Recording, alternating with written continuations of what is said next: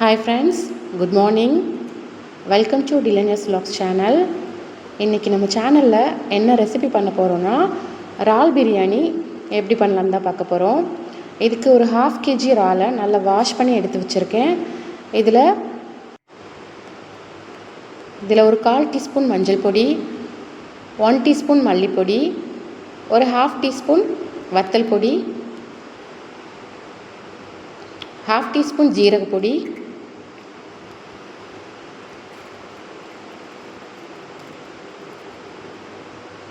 1/2 teaspoon Kashmiri chilli powder,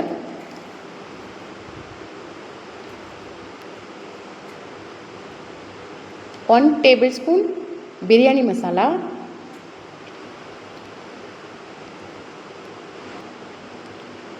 1 tablespoon தயிர் சேர்த்துக்கோங்க.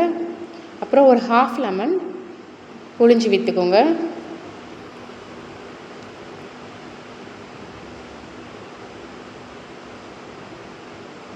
தேவையான அளவு உப்பு சேர்த்து நல்லா ஒரு 1/2 அன் ஹவர் ஊற வச்சுருங்க.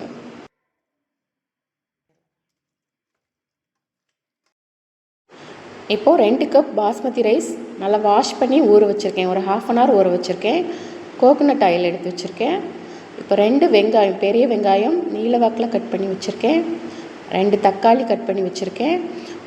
ஒரு பச்சை மிளகாய், ஒரு பெரிய துண்டு இஞ்சி, ஒரு 15 பல் பூண்டு எடுத்து வச்சுருக்கேன்.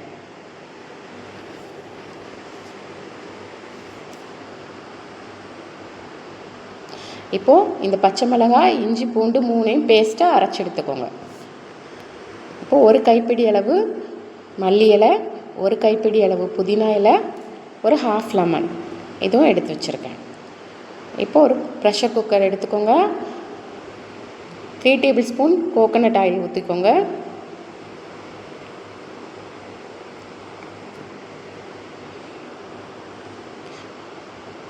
ஒரு 2 டேபிள்ஸ்பூன் நெய் சேர்த்துருங்க.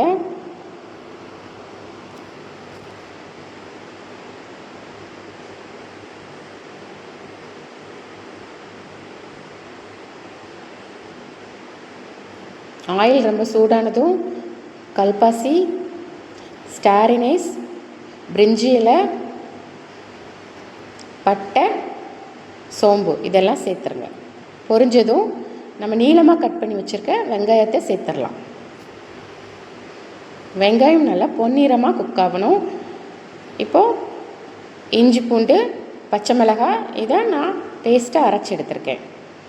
இந்த இஞ்சி பூண்டு பேஸ்ட்டை நம்ம சேர்த்துடலாம்.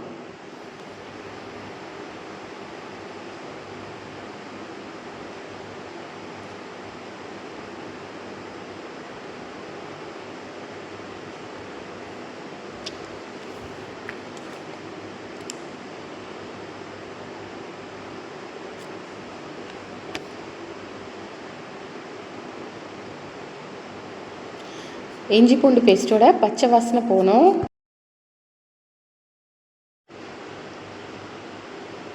பச்சை வாசனை மாறினதும் நம்ம நீளமாக கட் பண்ணி வச்சுருக்க தக்காளியை சேர்த்துடலாம். தக்காளி நல்லா வதங்கணும், நல்லா மசிஞ்சு குக் ஆகணும். இப்போ தக்காளி நல்லா மசிஞ்சிருச்சு. நம்ம இப்போ ஊற வச்சுருக்கிற இறால் அதை சேர்த்துடலாம்.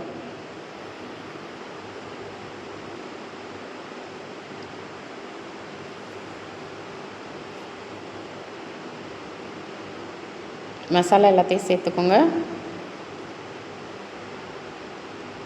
இப்போது இதில் தண்ணி விடணும்னு அவசியம் இல்லை, இறாலே தண்ணி விட்டுரும். இது ஒரு 1/2 குக் ஆகணும்.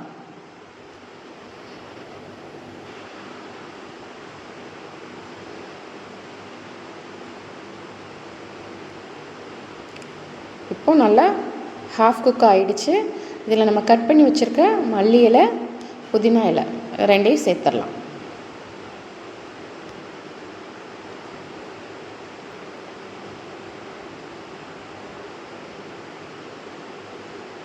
நல்லா கிளறி விட்டுக்கோங்க.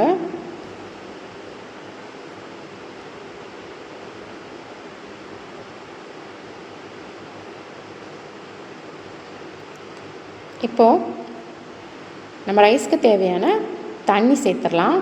இப்போ 1 கப் அரிசிக்கு 1.5 கப் தண்ணி எடுக்கணும்.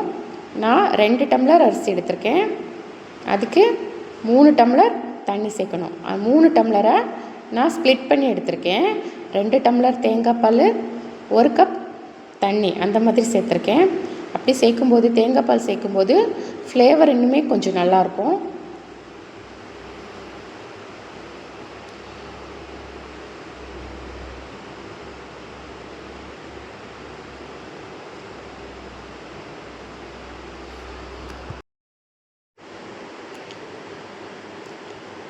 இப்போ நல்லா கிளறி விட்டுக்கோங்க.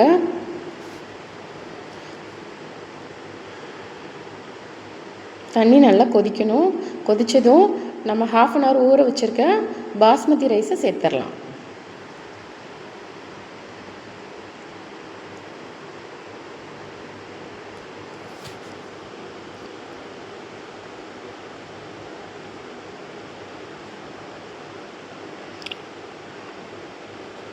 ரெண்டு டேபிள் ஸ்பூன் பிரியாணி மசாலா சேர்த்துருக்கேன். உங்களுக்கு காரம் கம்மியாக வேணும்னா 1 டேபிள் ஸ்பூன் பிரியாணி மசாலா சேர்த்தா போதும். ஏற்கனவே நம்ம இறால் ஆல்ரெடி எல்லா மசாலாவுமே சேர்த்துருக்கோம். அதனால் 1 டேபிள் ஸ்பூன் சேர்த்தா போதும். காரம் அதிகமாக வேணும்னா நீங்கள் 2 டேபிள் ஸ்பூன் சேர்த்துக்கோங்க. தேவையான அளவு உப்பு சேர்த்துருக்கோம். இப்போது ரைஸ் உடையாமல் மெதுவாக கிளறி விட்டுக்கோங்க.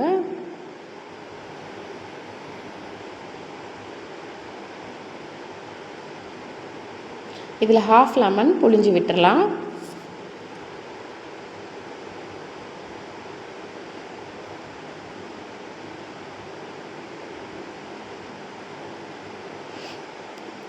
கொஞ்சம் நெய் விட்டுறலாம். இப்போ நல்லாவே கொதிக்க ஆரம்பிச்சிருச்சு. இப்போது தேவையான உப்பு சேர்த்துடலாம். இப்போ நல்லா கிளறி விட்டுட்டு உப்பு காரம் எல்லாம் நீங்கள் செக் பண்ணிக்கோங்க. செக் பண்ணிவிட்டு இப்போது நம்ம மூடி போட்டு மூடிடலாம். ஒரு 15 மினிட்ஸ் மீடியம் ஃப்ளேமில் வச்சு குக் பண்ணணும். ஹை ஃப்ளேம் வைக்கக்கூடாது, அடி பிடிக்கும். மீடியம் ஃப்ளேமில் தான் இருக்கணும். ஒரு 15 மினிட்ஸ் போட்டால் போதும்.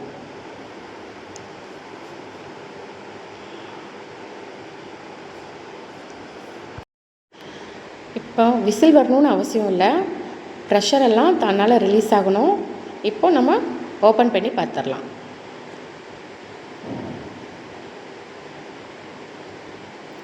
ப்ரெஷர் எல்லாம் நல்லா ரிலீஸ் ஆகிட்டு இப்போ நம்மளோட இறால் பிரியாணி ரெடி ஆயிடுச்சு.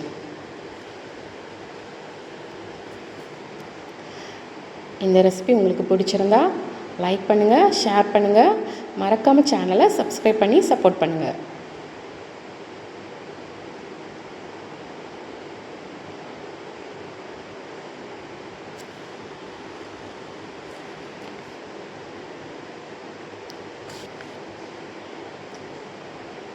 Thanks for watching. Bye.